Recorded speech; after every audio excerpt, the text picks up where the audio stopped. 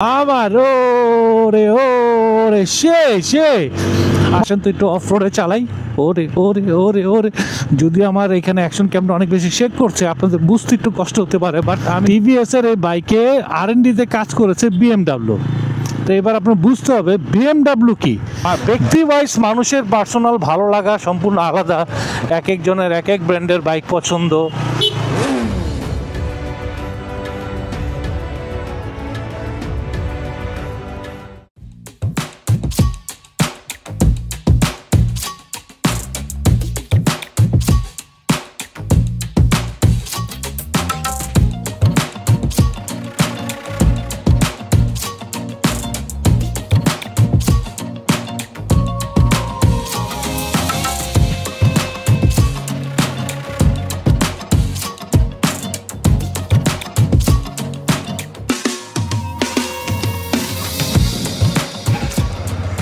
Hello বন্ধুরা, সবাই কেমন আছেন? আশা করি ভালো আছেন। বাংলাদেশের বাইকারদের কিন্তু একটা ব্যাপার আছে, যে যে বাইকটা চালায় সে সেই বাইকটাই সেরা। আর সেটা যদি হয় টিভিএস অ্যাপাচি RTR 4B, তাহলে তো কথাই নাই, এটা সেরাদেরও সেরা। খুব স্বাভাবিক একটা ব্যাপার। বর্তমান বাংলাদেশের বাজারে যত ব্র্যান্ডের বাইক রয়েছে, মোটামুটি বাজেট রেঞ্জের ভিতরে সবচাইতে পাওয়ারফুল পারফরমেন্স বাইক কিন্তু এই টিভিএস অ্যাপাচিতেই থাকে। আমি বলবো না অন্যরা সেরা না, তবে টিভিএস অ্যাপাচি ইউজারদের কাছে তার বাইকটাই সেরা। সেরা না হয়ে উপায় কি? রিসেন্টলি এই টিভিএসের যে নতুন মডেলটা, এটাতে যে ফিচারগুলো যোগ করেছে, রিসেন্টলি কোনো অ্যাক্সিডেন্ট হিস্ট্রি আমি ওইভাবে পাই না। যারাই মোটামুটি এই বাইকটা ব্যবহার করছে তারা কিন্তু টিভিএসের এবারের এই RTR 4B FI ABS এর ব্রেকিং নিয়ে যথেষ্ট হ্যাপি। ইঞ্জিন পারফরমেন্স কিছুটা কম হলেও কার্বোরেটরের তুলনায়, কিন্তু ভাই ওভারঅল যে ব্যাপারটা সেটাই কিন্তু সবাই কম বেশি হ্যাপি। এখন সবাই ভালো মাইলেজ পাচ্ছে, ভালো পারফরমেন্সও পাচ্ছে, অলরাউন্ডিং একটা পারফরমেন্স যুক্ত হয়েছে এই TVS Apache 4B FI ABS বাইকে। আমি তো এই বাইকটা মানে আজকে সুযোগ পেয়েছি ইউজড বাইকের শোরুম রিস্টার্টে গিয়ে, যে বাইকটা আছে আমি বললাম যে ভাই একটু চালাতে দেন, আমাকে কিন্তু দিতে চায় না, বলছে যে ভাই এই বাইকটার খুবই চাহিদা, খুব দ্রুত বিক্রি হয়ে যায়, আপনি যদি এই বাইকটা 2-3 দিনের জন্য নিয়ে যান তাহলে তো ভাই সমস্যা। আমি বললাম যে ভাই আমাকে একদিনের জন্য হইলেও দেন, এবং ফাইনালি তারা আজকের দিনটায় আমাকে চালানোর সুযোগ করে দিল। কিন্তু সকাল থেকে বৃষ্টি মেঘাচ্ছন্ন আকাশের কারণে বাইকটা নিয়ে ওইভাবে রাইডও করতে পারি নাই, কথাও বলতে পারি নাই। ফাইনালি একটা ব্লগ করেছি এবং এখন আরেকটা রাইডিং ব্লগ করছি, কারণ আমি জানি আমার বন্ধুরা জানতে যাবে বাইকটা রাইড করে কেমন মজা। আসলে দেখেন, আমি কিন্তু এই বাইকটা রাইড করেছি প্রায় 8000 কিলোমিটারের মতো। সেটা ছিল একটা ইন্ডিয়ান ট্যুর। সেই ট্যুরে বাংলাদেশ, নেপাল এবং ইন্ডিয়া 3 দেশের 3টা গ্রুপ মিলে একটা গ্রুপ হয়ে আমরা প্রায় 7500+ কিলোমিটার রাস্তা রাইড করেছে এবং অত্যন্ত মজা হয়েছিল।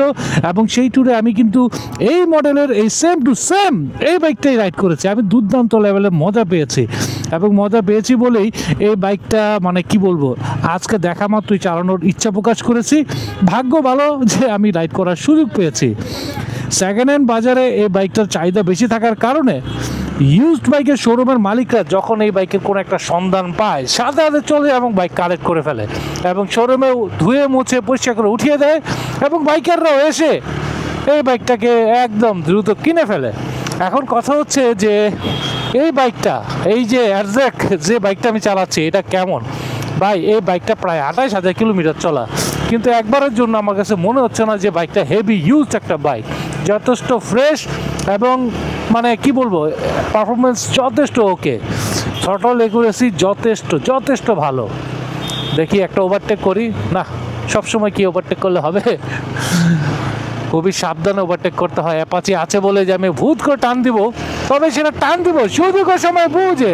ওরে জোস! এই বাইক থ্রটল দিয়ে যেটুকটা মজা, তার চেয়ে বেশি মজা হয় এটার এক্সজস্টের সাউন্ডে। অসাধারণ সাউন্ড, দুর্দান্ত এবং টোটালি স্পোর্টি। ভাই একটা ভালো বাইককে ভালো বলতে খারাপ কি? এবং এই অ্যাপাচি যারা ইউজার, তারা এই বাইকটা ক্রয় করে সহজে বিক্রি করে না, যদিও খুব বেশি মানুষ এই বাইকটা ক্রয় করছে না, কিন্তু যারাই ক্রয় করছে তারা কিন্তু সহজে এই বাইকটা বিক্রি করছে না। দেখেন বর্তমানে টিভিএস এর কোনো মার্কেটিংই নেই এই বাইকটা নিয়ে। অন্যান্য ব্র্যান্ড যেমন কত কাহিনী, কত কিচ্ছা, টিভিএস কিন্তু এখন একেবারে কিচ্ছা কাহিনীর পুরো বাইরে বলা চলে। তারপরে এই বাইকটা যেভাবে বিক্রি হচ্ছে এবং যেভাবে বাইকারদের চাহিদা তৈরি হয়েছে, এটা আসলে প্রশংসনীয়। এবং বাইকটা নতুন হিসেবে কিন্তু প্রাইসটা একটু বেশি, যার কারণে নতুন বাইক এটা অনেকেই কিনতে যাচ্ছে না। কিন্তু বাইকটা একটু পুরান, মানে ইউজড কেনার জন্য অনেকেই কিন্তু ব্যাকুল, যার কারণে ইউজড বাইকের শোরুমে বাইকটার ভালো চাহিদা।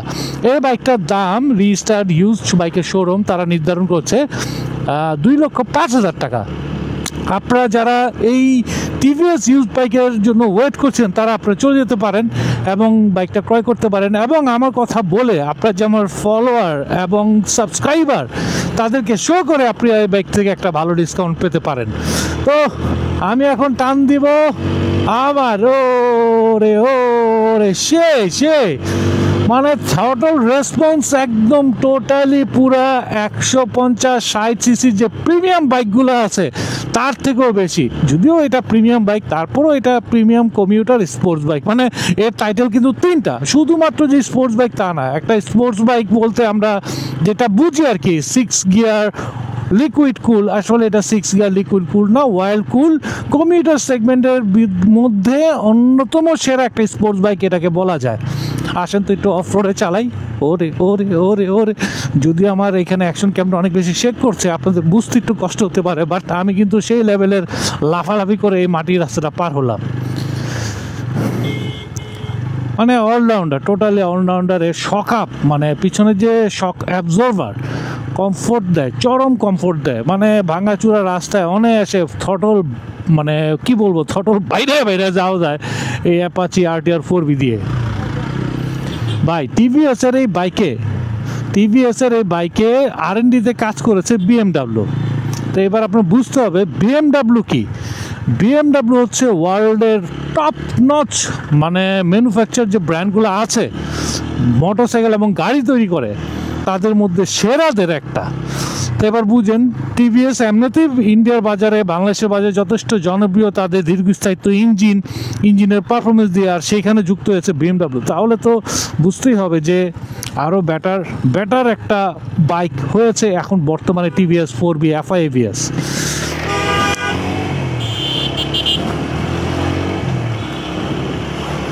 রয়্যাল এনফিল্ড চালাতে আমি একবারে কুল বাইকার হয়ে গিয়েছিলাম, কিন্তু আজকে এই অ্যাপাচি 4B পেয়ে নিজের মধ্যে একটা তারুণ্য যৌবনতার ছটফট শুরু হয়ে গেছে। নিয়ে নিব নাকি ভাবছি যে একটা কমিউটার সেগমেন্টের স্পোর্টস বাইক নিব।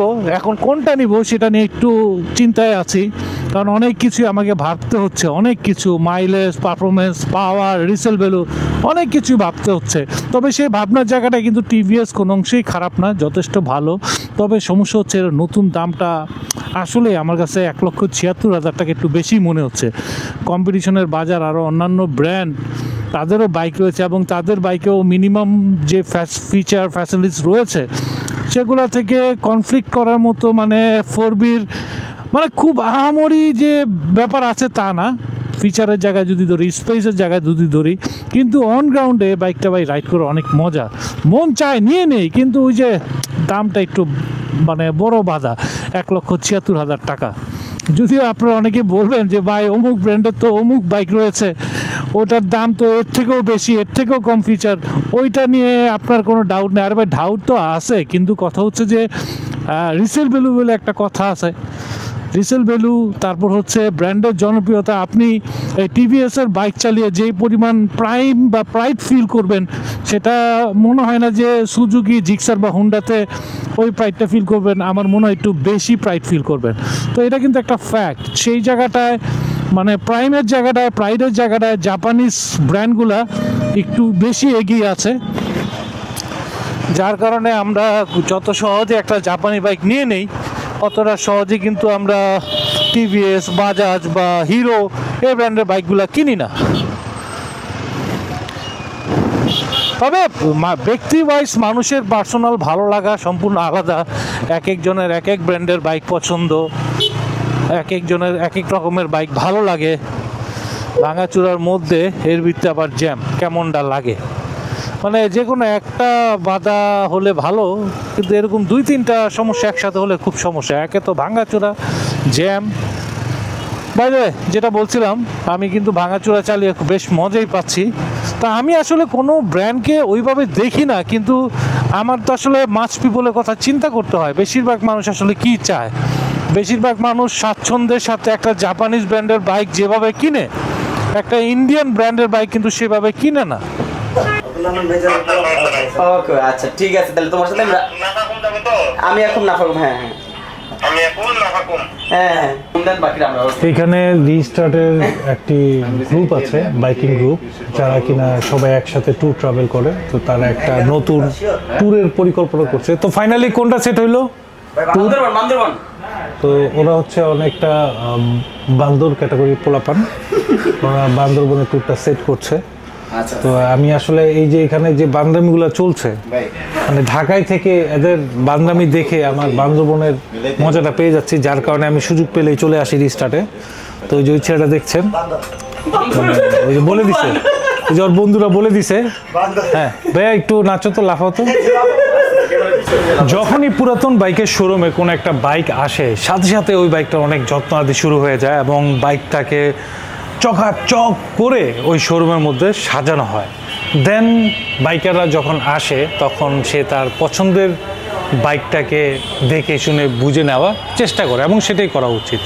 একই মনে রাখবেন, চকচক করলেই সোনা হয় না। তো এখানে যারা সেকেন্ড হ্যান্ড বাইকের ব্যবসা করে তারা আসলে ওই সোনা করার জন্য কিন্তু চকচক করে না, তারা চকচক করে রাখে যেন একজন বাইকার তার পছন্দের বাইকটাকে দেখে যেন তার মনের মধ্যে একটা ভালো লাগা কাজ করে। তো ঠিক সেই রকম রেজিস্টার শোরুম সবসময় তাদের সবগুলা বাইক একদম যত্ন করে পুছে পলিশ করে বাইকগুলা তাদের শোরুমে সাজায় রাখে। তো এখানে 4B'র পাশাপাশি আরও অনেক বাইক আছে। তো আমার ইচ্ছা আছে একে একে বিভিন্ন সময় বিভিন্ন বাইক নিয়ে রাইড করব, আমি আমার মতো কথা বলবো, কথা বলে আমি ব্লগ করব। তো রিস্টার শোরুমকে ধন্যবাদ আমাকে এই ধরনের একটা সুযোগ করে দেওয়ার জন্য। তো বন্ধুরা, আজকে এখানেই ব্লগটা শেষ করছি। অনেক দিন পর এই অ্যাপাচি RTR 4B বাইকটা রাইড করলাম, খুবই ভালো লাগছে। ইচ্ছে করছে একটা লং ট্যুর দেওয়ার, দেখি যদি আরও কয়েকটা অ্যাপাচি 4B আসে তখন একটা বাইক নিয়ে আমি চলে যাব লম্বা ট্যুরে। যেহেতু এখানে একটাই বাইক আছে তাদের শোরুমে, সেক্ষেত্রে এই একটা বাইক আমার নিয়ে যাওয়াটা ঠিক হবে না। বললে হয়তো বা দিবে, আমি চকলেট বাইকার কারো কাছে বাইক চাইবো পাবো না তা তো হয় না, অবশ্যই দিবে, কিন্তু আমি চাই না যেহেতু বিক্রির জন্য একটা বাইক আমি যদি নিয়ে যাই, কোন একটা 4B লাভার এসে বাইকটা পাবে না, তাদের কাছেও খারাপ লাগবে। তো একটু অপেক্ষা করতে হবে 4B নিয়ে লম্বা সফর দেখতে হলে। তো বন্ধুরা, এখানে আজকে ব্লগটি শেষ করছি। এখনও যারা আমাকে সাবস্ক্রাইব করেননি এখনই সাবস্ক্রাইব করুন এবং পাশে থাকা বেল বাটনটি প্রেস করুন। সবাইকে হৃদয়ের অন্তঃস্থল থেকে জানাই সেলুট।